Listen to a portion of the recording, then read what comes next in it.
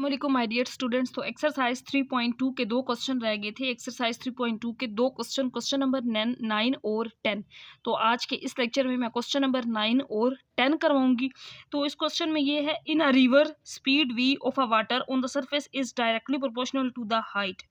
अब इसके अंदर ये कहा गया है कि जो स्पीड v है ना, ये डायरेक्टली प्रोपोर्शनल है किसके? हाइट के डायरेक्टली प्रोपोर्शनल है। जिस तरह पहले क्वेश्चन में ये चीज़ गिवन होती थी कि y डायरेक्टली प्रोपोर्शनल x, तो इसमें स्टेटमेंट फॉर्म में है कि स्पीड वाटर की जो है वो डायरेक्टली प्रोपोर्शनल है किसके? स्क्वायर ऑफ हाइट के स्क्वायर के डायरेक्टली प्रोपोर्शनल है। Speed of a water on the surface is directly proportional to the square of height के स्क्वायर के डायरेक्टली प्रोपोर्शनल है फ्रॉम बॉटम। अगर यहाँ पे वैल्यू साथ दी गई है कि v 100 हो और एच की वैल्यू 100 मीटर पर सेकंड, यूनिट है स्पीड का, वेलोसिटी का यूनिट होता है मीटर पर सेकंड, और हाइट का यूनिट, इसमें हाइट 110 मीटर है, बल्कि स्पीड 100 है और हाइट 10 मीटर है, ये दिया गया क्वेश्चन में। तो यहाँ से हम k की वैल्यू पहले निकालेंगे। v is equal to directly का साइन हटाते हैं तो एक कांस्टेंट आता है जिसको k कहते हैं, इसको नाम दे देंगे इक्वेशन नंबर 1 का। अब इसमें वैल्यूज पुट कर देंगे। स्पीड का answer 100, k as it is, और हाइट का स्क्वायर, तो यहाँ पे 10 का स्क्वायर आ जाएगा। तो 100 इज इक्वल टू 10 का स्क्वायर लेंगे तो ये भी 100 से कैंसिल आउट कर दें, या 100/100 करेंगे तो फिर भी k की वैल्यू 1 ही आएगी। तो यहाँ से हमें पता चल गया कि k 1 आ गया। अब क्वेश्चन का दूसरा पार्ट है, find the speed of water and the height is 12 metre. अगर हाइट 12 मीटर हो तो फिर स्पीड क्या होगी?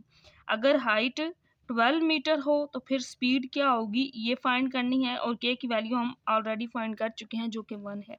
इन वैल्यूज को कहाँ पे पुट करना है? इक्वेशन नंबर 1 के अंदर, जो कि ये है v is equal to k h square.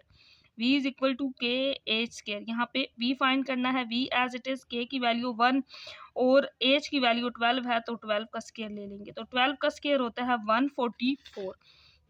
तो यहाँ पे अब हमने स्पीड यानी कि v फाइंड किया है तो साथ इसका यूनिट लगाना ज़रूरी है, मीटर पर सेकंड। तो ये इसकी स्पीड होगी, यही हमने इस क्वेश्चन के अंदर फाइंड करनी थी।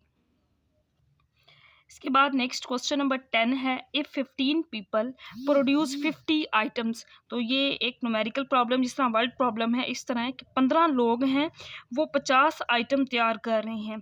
तो हम सबसे पहले यहाँ पे इसकी स्टेटमेंट में सोल्यूशन में लिख लेते हैं। एक तो इसमें पीपल है और दूसरा यानी कि जो वर्क कर रहे हैं वो कितने आइटम्स तैयार कर रहे हैं।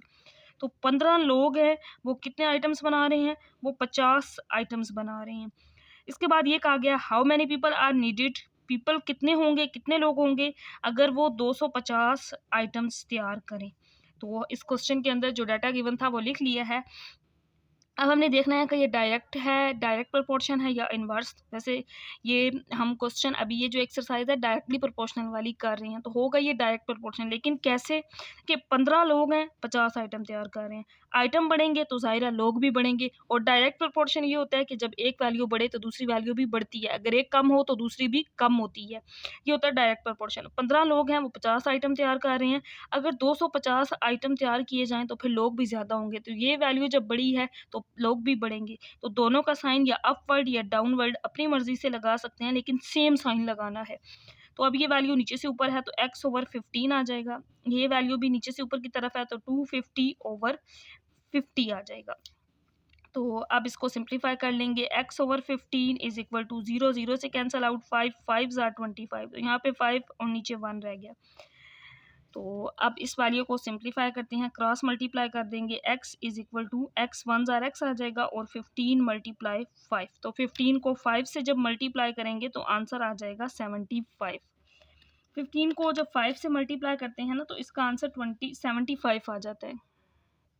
और इसके साथ लिख देंगे कि क्योंकि x को हमने क्या कहा था कि ये नंबर ऑफ़ पीपल है, इसका मतलब है 250 आइटम्स बनाने के लिए कितने लोग होंगे, कितने लोग चाहिए होंगे, और 75 लोग चाहिए होंगे।